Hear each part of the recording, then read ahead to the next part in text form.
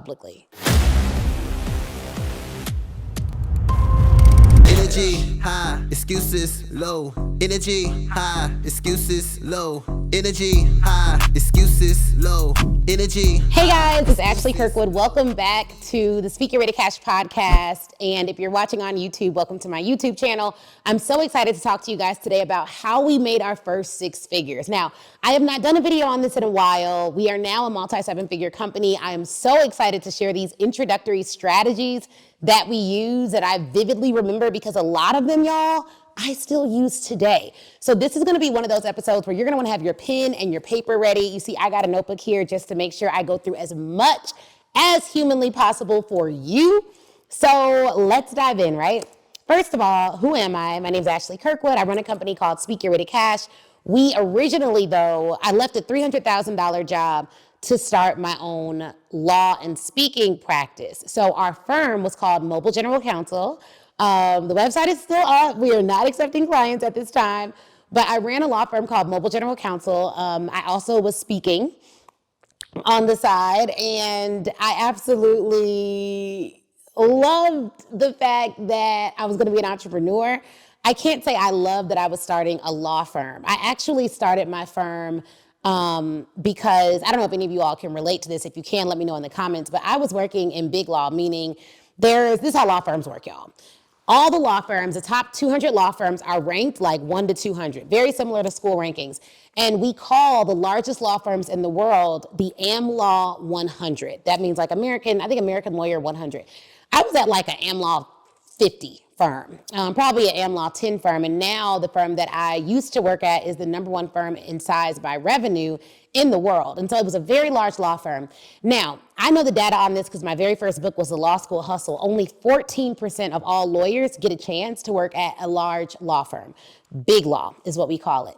And so it's a very competitive field to work in. It's not very diverse. I was the only Black woman in the litigation group in the Chicago office of this firm. And then I went to another firm where I was the only Black woman I was the only woman of color in the entire department for employment law. And it was at the second firm, not my first firm, that I decided to start my own business. And I started my own business. I didn't start my own business for money. So let me just say that. I was making like $300,000 a year. So I was good on money. I was, and at that revenue point, at that salary, I was very comfortable, right? Like I was, I'm cozied up. Like it wasn't no problems. I started my own company because I was tired of disrespect. And I want to pause here just for a minute. And I'm telling y'all these strategies are going to be good. I'm giving y'all time to get your pens and paper. But I started my own company because I was tired of being disrespected at work. I was tired of being the only Black woman.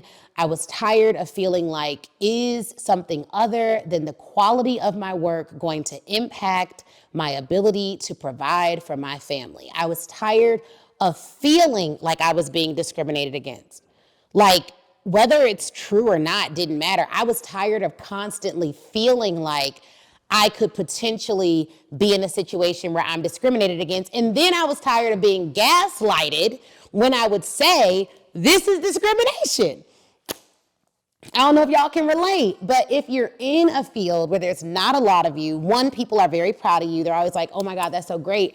But it is very isolating. On the one hand, you're grateful. On the other hand, you're irritated and you don't understand why in the year of 2018 when I started my business, like why in 2018, this firm was started in the 1900s. Why is it still just me? I didn't like that. I did not like that. And so I just was sick of it. And I actually went to my boss because y'all know I'm outspoken. Like the company is Speak Your Way to Cash. I've been speaking my mind for a long time. I'm very outspoken. I show up very confidently and I am confident. And so even at work, even though I was the only one, even though I was young, even though I was a new associate, I brought up issues that I was having in the workplace. And I remember vividly going to my boss and being like, yo, I didn't say yo, y'all. I said, hey, I'd like to bring something to your attention. I've been talking to some former associates in this particular department, and I realized that they too all left within a year, and I'm considering doing the same. Why is it that there has not been a single woman of color that has worked here for longer than a year? I flat out asked her that. She didn't like that, okay? So she brought in HR. She became very like passive aggressive and was just like, I don't, like that meeting is like a blur. I just remember being so angry that they couldn't even have a conversation about it. It just became a thing. So I remember going into this meeting, and all of this is all of this is relevant. I remember going into this meeting and being like, why? Like before you, because y'all know y'all talk to yourselves before big meetings, right? So I'm in my office and I'm talking to myself. I'm like, you know what? If she says this, I'm gonna say this. If she says this, I'm gonna say this. If she says this, I'm gonna say this. But none of my internal conversation said that I was gonna quit that day. But it was my pride that was like, I don't know what, like I can't remember the exact words of that meeting, like if I was fired or if I had to quit or whatever. But I vividly remember leaving out and being like, I'm never coming back to this place. And it was interesting because I had worked there I worked at this particular firm. I had worked in my other firm for several years, and it was actually an amazing experience. And I wish I wouldn't have only left for money. But I left for money, and I left for one other reason that I won't get into. But I left primarily for money and advancement, and I wanted to make partner faster. And at this other firm, it seemed like that was more of a possibility. But I primarily left for money, y'all. And I wish I wouldn't have. Everything works out, but sometimes people will entice you with what looks like an amazing opportunity, and it's really not. And money, I made more money at the second firm, but I had less staff. So I had to work more hours, and not more hours doing things that were intellectually rigorous, but more hours doing things that a paralegal should have been doing. I made more money, but I didn't have an assistant that had my back. You know what I mean? And so I lost the incredible nature of my team. And here's the other thing, y'all. My first firm was like amazing in terms of the money they paid, in terms of the caliber of people I worked with, in terms of the intellectual brilliance of my colleagues, in terms of the incredible support team. Like if you were in the mailroom, you the best mail person in the world. You know what I mean? Like it was one of those places where it attracted and paid for top talent. The second firm that I went to just wasn't that. And I didn't realize what I was losing by going from a place that was world-class at almost everything and going to a place that was paying me individually more, but they were not an affluent establishment. They just did not operate at that level. So money isn't everything. I should have considered other factors, but I was young and I was making good money, so I didn't do that. So I go into this meeting, I leave out, I don't know if I got fired, quit, whatever. One of those things happened, and I never went back to that office. And so on the first day of me being an entrepreneur, and this is the part of the story that I don't often get to tell publicly. The first day of me being an entrepreneur, like I kind of said, hey, I'm going to start my own business, whatever. But it wasn't right away. Like the way, because I don't always have a lot of time to explain this, the way that I talk about being an entrepreneur is like, hey, I left a $300,000 job to start my own business. Now we run a multi-7-figure company. There's a lot of stuff that happened in between that, okay? Like a lot of stuff. One of the things that happened was I left that initial job, and because I had other firms that were constantly recruiting me, I was like, whatever, I'll just go and get another job. And I applied for all these jobs at firms that were, again, not like, these were mid-tier firms, not bad, but mid-tier firms that it should have been easy for me to get a job at, right? Could not get a job at any of those firms. Matter of fact, got a job at another top firm that was incredible. And the week before I was supposed to start, they called me and say I didn't clear conflicts. Now, listen to this. Conflicts is like, in law, I have to tell every other, even now, if I hire someone, I need to know all the cases that they've worked on to make sure that it's not a conflict of interest for them to work for me. Because lawyers are not just governed by the law, we're governed by ethical rules, right? And so we can't just be out here doing any and everything like some of these other unregulated professions. So I didn't clear conflicts. Now, it is incredibly rare for you to lose a job because you don't clear conflicts. It's so rare. It's so rare. And I remember just falling on my knees and crying because I had applied at all these other firms that I didn't want to work at, but that I was like, whatever, I need a job. And I remember looking to God and I prayed. I was like, God, I just knew the other firm was going to be for me. I had hung out with the associates. They had a good population of Black lawyers. I was like, this is going to be so great. They were very prestigious. They paid well. The opportunities were endless. I was like, oh, this is it. One of my best friends worked there from law school. I was like, this is it. I'm about to come and work with my friend. It's going to be so good. I can't wait. And I was like, God, I said I wanted a job custom made for me. This one was perfect. It had everything on my list. And I vividly remember hearing the Lord tell me that you said you wanted a job that was custom made for you. You're going to have to make it. You're going to have to make it.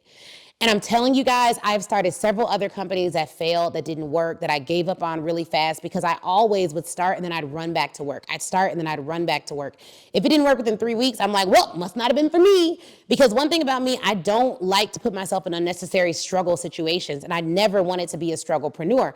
So when I felt like God was like, okay, you're going to have to make it, I was like, all right, I'm going to have to really start my own law firm. And then I got kind of scared, but kind of excited. And then I made the post. Now, I don't know if this post is still on Instagram. If it is, I will show it to you guys. But it was a post that was like, I'm leaving big law and I'm starting my own firm and this is what it's going to be. And it was a long post. It had a nice little picture and everyone was commenting, but the comments were like, whoa, you're brave. Are you serious? Oh my God. And so people were excited, but they also just kept calling me brave, brave, brave. And I'm like, what is so brave about this? They must know something I don't know about how challenging it's about to be to start a business. And so guys, after that, I wish I could tell you I developed this perfectly curated plan. And there was this perfectly curated plan that got me to 6 figures. And I knew exactly what to do next. All I knew was that I had 6 months to make a profit. I had 12 months to make it sustainable. When I left my job and I had to get out of my office right away, I called one of my friends who was down for me because my husband was out of town. So one of my friends shows up and it's one of those friends that's kind of like down for whatever. He's like, all right, cool. We moving out this joint tonight. Like, what's up? You know, so help me pack all my stuff.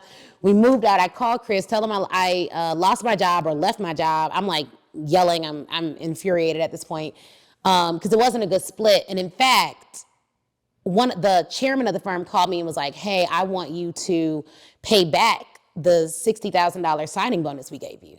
And I was like, I don't know what came over me, but I had this boldness about myself. I was like, let me tell you something.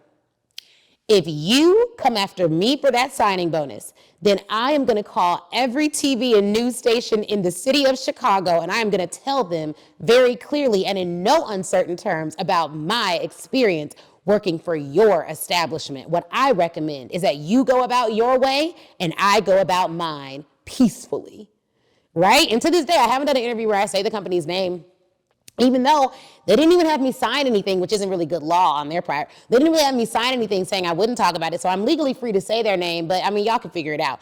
But like literally, I just was like, I'm not doing that. And that money, y'all, was my seed funding. It was such a blessing. I worked at that place less than 6 months. I had a 60 grand signing bonus that they paid out the day I started. Baby, that money was my startup capital, okay? And so now I'm like, all right, I got 6 months of expenses. I got to figure out I got 6 months of expenses where I don't even have to change my lifestyle. I could be straight. But I'm like, all right, what am I going to do to make this money? So let's get into it. 3 strategies to your first 6 figures. There were a couple things that I did, right? Number 1, live to list. Live to list. There was an influencer that I saw on Instagram because I had time now, child. I had time. So I was on Instagram. And I saw her going live a lot. Her name was Bianca Robinson. Shout out to BB. She was going live all the time. And she would go live and sell like digital courses and digital products. And she had this system where it was like, she would go live and then on Fridays, I think on Fridays, the live would come down and only if you bought the thing could you keep the live up. It was something like that. I'm probably butchering it. See if she'll tell you what it was. But I remember seeing her go live every day and I was like, okay, she's going live every day. I think I saw someone else going live every day. I can't remember who they are. But I actually did a consult with BB after I saw her going live. And I'm like, what was a consult? And back then, y'all, I remember it was like very affordable. It ain't that now, I don't think. But I was able to do a one-on-one consult with her. And after that first consult, and she was like, okay, yeah, you see me doing this? This is exactly what I do. And she just told me everything. I was like, okay, bet. Well, then I'm going to do that. And I started going live, selling a product. I had a little ebook or something that I had created. I was talking about my law firm. I was talking about the fact that I was a speaker. I was talking about my book. I was talking about things that I could offer to people. And that helped me start getting an audience but it didn't necessarily make me my first six figures, but it was a part of it because every time I went live, I got people on my list. So live to list was an important part of the strategy. Every time you go live, get people on your list. Every time you make a post, have a call to action. Every time you go live, get people on your list, sell them a product, get them something free, give them a free, do something to get people on your list. This was a critical piece of the puzzle, right? So I was going live every day. I was making my list. Then I was also doing daily content. Now I was making really ugly posts. They're still up on Instagram. Go all the way back. I was doing daily content. And here is the formula. One day my post would be engagement posts. Tell me about the first time you blank, right? Something to get people engaged and excited or whatever. The second time it would be a story. Stories do well. I remember sitting in a meeting with a $1 billion company, and one of the things that $1 billion companies do with their legal that small businesses don't is this, and it's keeping you stuck, you know, telling stories. And then 3, I would just do straight up promotional posts. And my promotional posts back in the day, y'all, if something was $97, the post would be like bright green, and it would just have $97 on it, and then it would be a caption. And I would do that across all platforms. I use StreamYard, or not StreamYard, it's called Hootsuite, to post on a variety of different social media platforms, and that worked really well. And then I was doing direct pitching. So remember, I started a law firm and a consulting firm. So I did all of my speaking engagements under my law firm when I was just starting out. Now, while I had my day job, I wrote a book called The Law School Hustle. When I left, my book had just been published. So I originally started a book tour. And what I did was I got an intern, a free intern, who was a law student. And I got a list of all the law schools in the US, and she was cold calling those law schools to get me booked to come and speak. And either they could pay me to speak, right? Or they could buy books in bulk and I'd waive my speaking fee. And we were literally cold calling these people to set this up. I think we ended up doing like 4 or 5 stops on the Law School Hustle tour. And y'all, I mean, I was like, and then I would pack hundreds of books to take with me because I started to realize, even if they didn't pay me to speak, if that date was free, I'm going to go and sell the books directly to students for cash. And sometimes we would make thousands of dollars. They just had to get enough students in the room for that strategy to make sense. So 1, they're paying me to speak. Some of the schools straight up pay me to speak. 2, they'd buy my book in bulk. Some of the schools bought the book in bulk. Or 3, they'd be like, hey, we're local to Chicago. We're not going to pay you to speak. But if you come and speak, what we'll do is you can set up a table in the back, and Chris would basically be the one who would sell the book. And I realized if they could get me a couple hundred students in the room, I could make a good amount of money on my books. Here's the thing to note. One of the things that we figured out is, like, when I'd be up there speaking, Chris would be in the back of the room watching people to see how they were engaging with the presentation and kind of try to pre-calculate how many books we would sell. One thing he discovered is that if I used the book in my presentation and like waved it around or went to a particular page and read out of the book and told everyone who had their book to go to this page, people who didn't have their book were like, okay, I need a book, I need to buy a book. And they would be going in droves to the back of the room to buy books. But whenever I did the speech and I did not use the book, he was like, hey, you got to use that book because we'll get more sales. We need to hit as many, like this many sales today. This is what you got to do. So that still works, y'all. Like, if you are going to sell something, use what you're going to sell, because our brains are like, okay, there's something good in there. Let me get it. If you can afford it, they're going to get it, right? So I would do that. So I was doing I was doing book tours, and I was speaking. When I first started my speaking journey, I was only speaking at colleges. I eventually learned that there were associations like APCA and NACA, where if I spoke at those association events, I would be in front of 20 to 100 decision makers at one time, and they could book me on the spot. That's how we ended up getting even more college clients. And then on top of that, APCA gave me a list of all the colleges in their network, and I directly would be pitching them. I didn't love the pitching process. You'll be surprised to hear that, but I needed it done. So I hired a VA. At the time, she was $200 a month. I don't know how many hours she worked, but she lived in Zimbabwe at the time, and I found her on Fiverr. She would send out 300 pitches via HubSpot per month on my behalf. No, per week on my behalf. Now, this was before we had all the spam filters and all. Like, it's a lot harder to do this now without really getting deep into cold emailing strategies that won't get your account taken. We talk about that in our Pitch Your Way to Cash membership. So the URL is www.pitchyourwaytocash.com. Go there to get more info about that and what cold outreach strategies work now. But in the beginning, 300 emails a week via HubSpot. HubSpot was way cheaper back then. I've been a client for a long time. Shout out to them. That was our CRM, and she would just send out those emails every single week. So number 1, live to list. Number 2, daily content. Strategy 3, direct pitching. We're already kind of into direct pitching right now. But direct pitching specifically, here's the types of pitching that I've done. 1, I would do direct messages. So I would directly message people on Instagram. Now, again, this is in 2018, 2019. The algorithm and stuff was real different. So we would send out, back in the day, I'm not saying you should do this now, back in the day we were sending out probably 50 or 60 Instagram DMs to our current followers, right? And here's something you can do today is if they had a public page, we would send them out a DM. When they would respond, we would send them an email and put them into an email sequence. And the email sequence would simply say, hey, and the email sequence would be via HubSpot. We would not add them to our email list. There's a difference.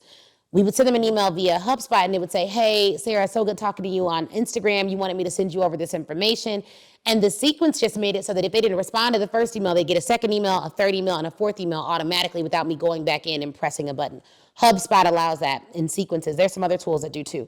But we would do that. So we would do DMs, Instagram, and the Instagram DMs would be selling our on-demand Get the Tea on Trademarks course, which teaches you how to file your own trademarks. LinkedIn DMs were to our corporate clients. So I use Facebook, Instagram, and YouTube for our consumer clients, our individual small business clients, and I use LinkedIn to pitch to our corporate clients. So our corporate clients were pitching larger legal packages, we're pitching corporate speaking and college speaking, and we're pitching them on bringing me in to do trainings, workshops, or to license some programming, because whenever there was like a new law that came out, a sexual harassment law, we would actually license trainings on that. Like, hey, this new law is out. Now you have to train your people on this. License it from us. It's only X amount of dollars per month. So we were selling all of that, y'all. So it came down to like legal services, speaking services, and we were not doing any coaching at this time. So just legal services, speaking services, and then high-end retainer subscription packages for legal work, consulting work, and licensing. So the high-end subscriptions were anywhere from $6 to $20K a month. Eventually, when I first started out, oh my God, I was only selling trademarks for like $2,000 a pop. I was selling contracts for maybe $2,000 a pop. The prices were not high. That was in the beginning. And I had a list of all my prices on my website. So when I DM'd you and they're like, oh, we're so interested, I would do a $99 consult, or I would say, hey, if you're ready to get started, here's a list of all our packages. But even when they booked a consult, I always showed them the price before the consult, because I did not, after my first few times doing free consults, I was so tired of getting on the phone with people and they're like, oh yeah, this is so great. Yeah, the only problem is I make $0.00 every day. And I'm like, why are we talking? Like, if you don't make no money, just watch my free Instagram lives, like I don't want to have no call with you about that. So I switched up my funnel, eventually, trial and error, y'all. And that's how I would do it. But I would do DMs to get people on the calls. I would do DMs for that. Now, paid speeches was another big piece of it. And I pitched that via LinkedIn, and then cold email pitching. We've talked about that as well. I also pitched for a couple other things. I pitched for press. Now, let me go through the types of press that I pitch for. There's really 4 types. 1 is television. 2 are podcasts. 3 are radio. 4 are awards. Out of all of those things, I was in Crane Chicago 20 in their 20s. I won an award from WVON and Ariel Investments. I can't think of the name of the award right now. And then I won some other awards. Now, the Ariel Investments Awards, I didn't have to pitch for. They just called me up. But Crane Chicago Business, you have to apply for that award. Now, the thing that's made me the most money, though, is podcasts. By far. I made multiple 5 figures from being on certain podcasts. Multiple 5 figures from being on certain podcasts. So if you could do anything, if you're like, I can't do all that, that's a lot, just be on podcasts. Just be on podcasts every day of the week. Just be on podcasts, because you're gonna make money if they are the podcasts that your ideal audience actually listens to. So this is a big part of our strategy too. Now with all of that, y'all, the 3 strategies again: live to list, go live, get people on your list; 2, daily content; 3, direct pitching. With all of that, we still didn't make the money until 6 months after doing these things consistently. I want to repeat that. We did all of that pretty much daily. I had a little system going. It was like Mondays, I did live videos 5 days a week. I sent out pitches 3 to 4 days a week, and my team ended up doing it for me after a little bit. And we hired a VA to send out pitches before we even made money. So I was paying her out of that money that was my startup capital that I had saved up or was given to by my company that I left before I started. So I was, but it was $200 a month. But I was paying her to do pitches. So if you pay someone, make sure they're coming in and doing something that is actually going to drive your business forward. She wasn't coming in to make stuff cute. I made my own website. It was ugly. I made my own social content. They were ugly. I made my own, like, stuff was not looking good. It wasn't looking like this, okay? Even if you go back to my old live videos, I was like in the corner of my basement, okay? And it was a cool basement, but it was just like, I remember even painting the wall this pink color and just being like, ooh, this is so pretty. I tried to put up stuff and make it look so pretty. And I really struggled because I'm like, man, they have such beautiful lighting. They have such great cameras. Oh, my stuff isn't going to look that good. Guess what? No one cares. Just make your content good. Give really good strategies. People still listen to those videos, and it's fine. And then as you make money, you make it more pretty as you go along. But pretty was not the goal. Paid was the goal. So I had to do the things that were going to get me paid. So you got live to list, daily content, and direct pitching. Of all of those things, direct pitching was what won the day. Those emails we would send out, I would book sales calls. My goal was to do 3 to 5 sales calls every week, no matter what. If you're in my programs, you hear me say this. If you are not doing 3 to 5 sales calls a week and you run a business that is based on you doing sales calls, like, you're not going to hit your numbers. And what we ended up doing eventually, after we built up the business, my initial business, my speaking, consulting, and law business, that business grew up to about $500,000.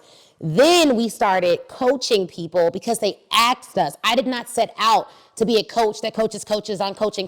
Like, it wasn't my goal. The Speak Your Way to Cash exists due to market demand. Speak Your Way to Cash does not exist solely because I wanted to talk to people about what we do. It exists because people were like, how do I handle my sales calls better? How do I get more things booked? I see you speaking all the time. You're always getting paid to be flown somewhere and speak. How do I do that? I see during the pandemic, we really got a lot of corporate engagements. That's when we started working with Blue Cross Blue Shield, AbbVie Pharmaceuticals, FCB, University of Tennessee came on around that time. Like, so many big clients came on during that time. And people were like, okay, well, how do I get that? How do I license? What does that mean? So all of those questions, once I kept getting it over and over and over and over and over again, I decided to start Speak Your Way to Cash. Now, we did one little event. It was 10 people in a conference room in 2019, and that was it. It was just one event. It did not become its own standalone company where we went all in on that company until 2021, because my firm had, and that firm, from these strategies, that firm had its own full-time employee. It was running on autopilot. I was spending 1 day a week in it. I was very comfortable. We had clients that were paying us between $6,000 and $20,000 per month on autopilot. It was a very comfortable existence. So I really wasn't thinking about starting another business. Coaching is actually far more high touch than me running my firm. We could have just kept scaling the firm and that would have been fine. Like, it was good. The only reason I didn't was because I also knew, like, I really enjoyed helping other people get results. I enjoyed that more than me just making all that money in my law firm, even though in my law firm I only had to work 1 day a week. Now in this business, I got to work way more than 1 day a week. Way more. It's some good days, but it's some tough work days too. So that's kind of the strategies that we used. And through all of these different strategies, I developed the paid methodology, because once people started asking, hey, how are you doing this? How can I do this consistently? And I knew I wanted to write a book on it, and that's the Speak Your Way to Cash book. You can get the first part of that book free via the link that we're gonna put in the show notes, in the comments. But I was like, okay, let me develop a methodology so that other people can implement and get results. And that methodology is the paid methodology. So I developed the paid methodology, PAID. And I'll see if we can put up the graphic that kind of just delineates what's all in the paid methodology somewhere over here. But the paid methodology it covers press, Like, you're going to need press in your business. You're going to need either owned media or earned media. You're going to need some form of press. Now, owned media is like your content. That's what we talked about. Earned media is like when you get an award, or you're featured in Forbes, or you're featured in Entrepreneur. I was featured in Forbes. And then, and some other outlets as well. And then you have your paid media is also like Facebook ads. That's something that really helped us. I'm going to do a video on how we got to 7 figures. That is really the strategy that helped us get to 7 figures. More people seeing what we do. Like, ooh, if you're not running ads and you're ready to scale, run some ads, people. Pay for acquisition, pay for client acquisition. So you got your press. Now, press covers owned, earned, and then shared media. We cover all that in our book. The second part of the methodology is assembling your offer. I didn't go into this in depth, but we had offers. We had a lot of offers in the beginning. We've narrowed our offers now, but in the beginning, we had offers on offers. I almost feel like if I would have narrowed my focus earlier, it would have been easier to make content, because then you can easily drive people to particular offers. So it's easier to do that when you have 1, maybe 2, maybe 3 good offers. So we had to assemble a really solid offer. You need a 5 and a 6-figure offer. That's what our book covers, is how to have a 5 and a 6-figure offer. Then you want to invite people to work with you. That's that direct pitching strategy. I want to go directly to the person who can pay me and ask them to pay me. Not like that. I want to figure out what they want. I want to present to them an offer that'll help them get what they want. But that is the invite method. Like, how do you invite people to work with you? That's straight sales. Okay? And then D is delivering. So after you get a client, you have to deliver on your promises to that client so that they can stay a client. Because you may get them once, but you're not going to get them over and over and over again, okay? And so we've had clients who've been with us 4 or 5 years because they're just like, hey, I love working with your community. I'm either going to be in your mastermind, I'm going to be in your membership, I'm going to be in your group, I'm going to be somewhere around so that I stay connected to what you all are doing, because your information is so good, the way you think is good, and the way you communicate how we can get results helps my business. Your people are self-interested. It doesn't mean they're selfish. It means they're self-interested, and they almost have to be, because you have a fiduciary duty as a CEO to make money in your business. So they've got to be self-interested. So that is kind of the paid methodology. And I'll tell you guys, like, even with us having these things that we did, I remember not knowing exactly what to do. I remember being like, okay, I got this coach that's telling me, like, go live every day. I'm just go live every day. Like, and then I would learn something else, and I'd see someone else, and I'd hire another coach. And even though I was hiring people, I hired coaches before I was making money, I was hiring coaches. And that helped me to learn faster, because I didn't have all day. I had 6 months. Me and my husband came to an agreement, 6 months to profitability, 12 months to sustainability. If that did not work, I agreed to go back and be a lawyer at a big firm and keep making money that way. So I didn't have all day. I think that you need to approach your business with a sense of urgency. This has to work by next month. So I'm going to give it my all for these 30 days. And I think for me, putting that 6-month time limit on it really helped, because it wasn't like I had to work like that forever. It was like, I got 6 months to make this work. If I can make it work in 6 months, then we in the money. If I can't make it work in 6 months, then we not in the money. Okay. And so one of the reasons why we do the events that we do, and we do the challenges that we do, and we have the programs that we do, is because I'm just like, some of you, not you, probably not you, but send this to a friend who needs this. Like, you may be at a point where you're just like comfortable. You're like, yeah, I can make more money in my business. I cannot. And you're like, no, I'm not comfortable, Ashley. I'm really doing this, but it's not working. Then you're not doing it with the mindset of an entrepreneur that's ready to win. Because if something isn't working, right, then you don't just keep doing what's not working. You may keep doing the underlying activity, but you iterate on how you do it. So if I'm doing live videos and no one's joining my email list, then I'm not going to just keep doing live videos the same way that doesn't work. I'm going to do live videos, but I'm going to have a different hook to get people on my email list. I'm going to do live videos, but I'm going to change the times. I'm going to test out doing it in the morning. Then I'm going to test out doing it at night.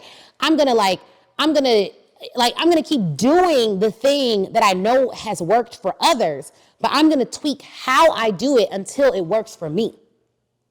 You see what I'm saying? And so I don't want you to, and then sometimes, I don't know if this is true or not, but sometimes it almost feels like people are doing things in their business just to say they did it, so that when people give them advice, they can be like, well, I told you it wasn't going to work. You know what I mean? Because we do have confirmation bias. It's like a bias where if we say something, we want to prove and confirm that that thing is true, not because it's true, but because we said it. And because of this bias, if you believe something won't work, if you've told yourself something won't work, this bias tricks you into half doing it so that you can prove to yourself that what you said wouldn't work won't work. And that is so incredibly dangerous because it's the most sneaky, insidious form of self-sabotage. Is because I said it won't work and because someone else said it will work, I'm gonna keep half doing what they said I should do to prove to myself that what they said ain't right and what I said is right and it won't work. The only reward you get for that is being broke. The only reward you get for that is not working. The only reward you get for that is not fulfilling your destiny on earth. You don't get a reward for being right about negative things. What you should be focused on is how do I make this work for me? Not it won't work for me. How do I make it work for me? In my mindset, one of the things we talk about in the Speak Your Way to Cash book is like, don't divorce yourself from success. I can't tell you how many people I've met who are like, hey, I get it, but like you're married, your man can pay your bills. And I'm just like, first off, you do not know our situation. One. Second off, it is true that when I went back to law school, Chris held it down. He paid all the bills. But if that's the thing that divorces you from me, if that's the thing that separates you from me, then why not choose something that we have in common so that you can say to yourself, well, if she can do it, I can do it. Like, why choose to see all of our differences instead of choosing to see all of our similarities? I'm a woman, she's a woman. She's black, I'm black. She's bold, I'm bold. She's a lawyer, I'm a lawyer. She went to college, I went to college. Like, what about me is like you so that you can get across this bridge that you have built to separate us when there isn't anything that separates us? Because above all of the things that I have, above all of that, I'm a child of God, you're a child of God. He's not a respecter of persons, which literally means that if you choose to learn a skill set, invest in a skill set, get better in a skill set, pray that it works, and then work after you pray, there's no reason why it won't happen for you. And I'm telling you this as someone who looked around her company, and the only black folks I saw on my way to work many days were the people who worked security at the door and the beautiful, wonderful woman that worked in the cafeteria, who would always give me a big hug, and partners would always be like, oh, is that your aunt? Are you related to her? And I guess I could have told them, no, she's just so glad to see a sister that every time she sees me, we hug. I could have said that. I didn't say that. That would have been sassy, right? I didn't say that. But like, literally, they'd be like, are you all related? I'm like, no, we ain't related. We just black and love seeing other black folks. There's so few of us here. We get excited when we see each other. So instead of, though, being in that environment and being like, I'm never going to be successful here because I'm the only black woman, no one's going to work with me, it's not going to work, oh, woe is me. What I did was I was like, okay, who are the highest paid partners at this firm? And I got a list. And some of this is hearsay. I don't know how much of this they actually knew they were making. They say like, this person makes tens of millions of dollars. This person makes $30 million. This is the highest paid partner in the firm. This partner has the most business. I was like, oh, great, give me the list. So I got the list. I did some research because it's always some nosy people at every company. So I asked the nosy people who makes the most money here. And I went in all of their offices, unannounced, no meeting. And I was like, hey, I just want to introduce myself. I'm a new partner. I'm a new associate at this firm. And I'm really interested in litigation. I hear you're the best at it. I want to learn everything that you can teach me. I'm willing to work on any cases. If you ever get a case, come to me. I will work hard for you. I don't have any qualms about staying up late. I don't care about any of that. I want to do what it takes to be great. I hear you're the greatest. I need to learn from you. Literally every single partner. I was like, hey, can we go to dinner? You've been here 40 years. Excellent. What did you do? What would you do differently? How could you? I did not care that our skin color was different. I did not care that our generations were different. I did not care that they may have, grown up going on yachts and maybe I didn't. I grew up well, but like, I didn't do the yacht thing. I didn't go skiing, like whatever. I didn't care. I did not care. In fact, my entire goal in those environments was to find commonality with them. It was to make them and help them to see how we are so similar. And I remember being in conversations with very old, very senior, I shouldn't say old, that's kind of rude, senior white partners, men and women, and being like, oh my God, we are so much alike. It's so funny. And I said it over and over and over again. Why did I say that? Because as soon as they started seeing me as like them, I got more cases. As soon as they started seeing me as like them, they wouldn't put stuff in my reviews. They would pull me aside and give me feedback before it made it to my review. As soon as they started seeing me like them or like their daughter or like their children or similar to them, the whole world opened up. And then I started realizing, okay. So racism is a thing. Sexism is a thing, but it's very difficult to genuinely care for someone who you see as like you and still treat them like they are an other. One of the things that people do to otherize is they put these labels on us that separate us from each other. And when these labels separate us from each other, the further separated you are from a thing, the easier it is to critique it without empathy. So I needed to make sure that, yes, I'm Black. Yes, I'm young. Yes, I'm different than people they may have worked with in the past, but I am going to remove those labels. Yes, I'm Black, but I'm also a daughter. Do you have kids? Oh, you have kids too? You have a daughter? Oh my gosh. I remember my mom was really praying for a daughter. When she got me, she was so happy. Did you always want a daughter? Oh my goodness, that's so similar. Where do you all, you spend holidays with your family? Oh my gosh, we're so much alike. Now, some would say, Ashley, you're playing the game. But who cares? At the end of the day, I'm going to do what it takes to win. So in entrepreneurship, it's very similar. Now, in entrepreneurship, I am so blessed that I predominantly work with people who may look like me. I have a diverse company. Our company is diverse. We are filled of Black excellence everywhere around here, right? We have people from different cultures who work in different countries. It's like the rainbow, Speaker Ready Cash. But even with that, the game was different. In entrepreneurship, the game wasn't you're the only Black girl. How do you relate to these people who don't look like you? The game is, okay, you have an expertise, but what these people want is entertainment. How do you get them interested in what you have to sell them? How do you get them interested in changing their life with your products and services? How do you get them interested? And pride would say, they should hire me because I went to Northwestern, I'm cum laude, I'm in Forbes, I'm in this, I'm in that. That's what pride would say. Pride would say that. But I had to start caring so much about my customers that if they cared about things that I thought were silly, who cares? I'm gonna use it in my marketing. I remember the first campaign I did that did really well, I wore Louboutins. I didn't even own Louboutins. I borrowed Louboutins from my mom. I was like, Mom, I need some Louboutins. I'm about to do a photo shoot. She was like, okay, sure, you can borrow my shoes. Now, could I have afforded Louboutins at the time I did this photo shoot? Sure. But that's just not my thing. I spend money on glasses and on vacations and on our properties. I don't spend money on, I could just go out and buy all these bags. I just don't care about that stuff enough. Some people do, but it does help with marketing because some people, that's their visual. They really like that as an aesthetic. When I stopped thinking about it in a way that was oh, well, people are shallow and they're bad and that's why they value that. And I started looking at it okay, well, this is brand colors and marketing. People care about cars and all that stuff because it's like brand colors, it's like marketing. It's just a marketing thing, no big deal. Now, I'm not saying that you need to go out and rent fancy cars and do all of that and borrow your mama's shoes. I definitely borrowed my mom's shoes. I did. I borrowed my mom's shoes. So if that makes me a bad person, I don't know. But I just did what it took to get noticed, to break through the algorithm. You can also just get incredibly creative. You can also but you need to care so much about your clients that if they want you to come fully made up, looking nice, then you come fully made up, looking nice.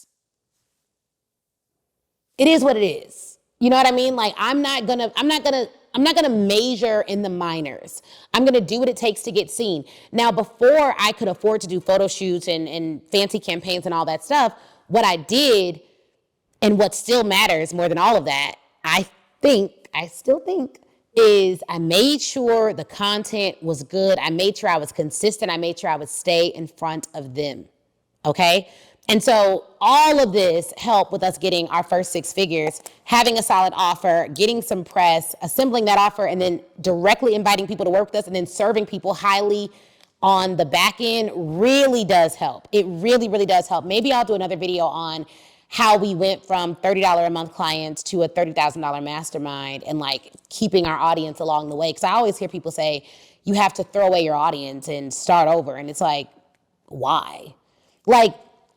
As I evolved, my audience evolved too.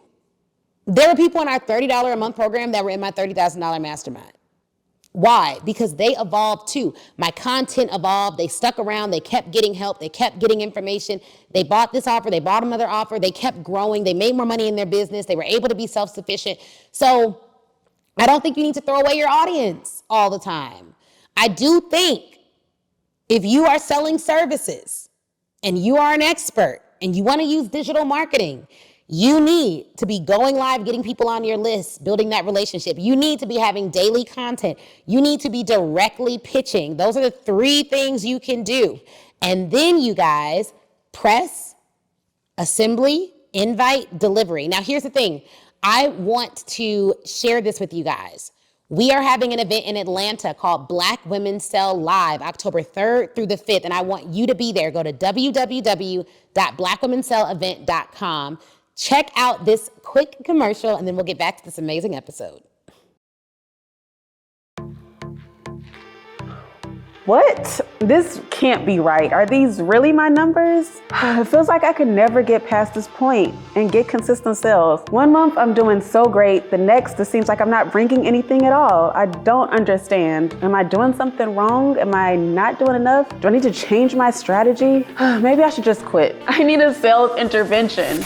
Did someone say sales intervention? Who are you? Ashley Kirkwood from Speak Your Way to Cash. Nice to meet you. Nice to meet you. Now, I heard a little bit about what you're going through, and I have the perfect solution. I'm hosting an event called Black Women Sell Live, because there's only 3 things that could be happening here, right? You have your offer development, making sure you have the right offer for the right audience. Your sales strategy, making sure you have a strategic way to get the right people to buy the right offer. And then 3, your sales execution. Now, I don't have time to go through which one you're dealing with specifically, but at our event, Black Women Sell Live, we're hosting an experience that'll teach you how to perfect all 3 elements that we just discussed and so much more. We're even gonna help you to make sales during the event and take action after every single session that you hear. You wanna come? Definitely, sign me up. Where do I join? BlackWomenSellEvent.com. It's going to be incredible. It's in Atlanta, Georgia. It's in person, 3 days. You'll meet a ton of entrepreneurs just like you that are ready to sell more and scale more. I'll see you there. Connections and information? Yes, I'll be there. Yes.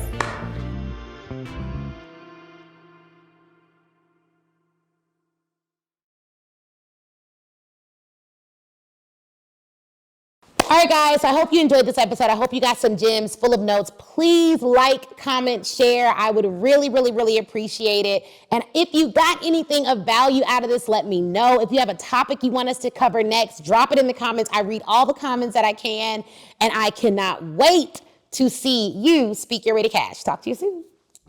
Yeah. Energy high, excuses low. Energy high, excuses low. Energy high, excuses low. Energy high, excuses low. I need energy, need only good people that's around me. All the faith you can give, that's the recipe.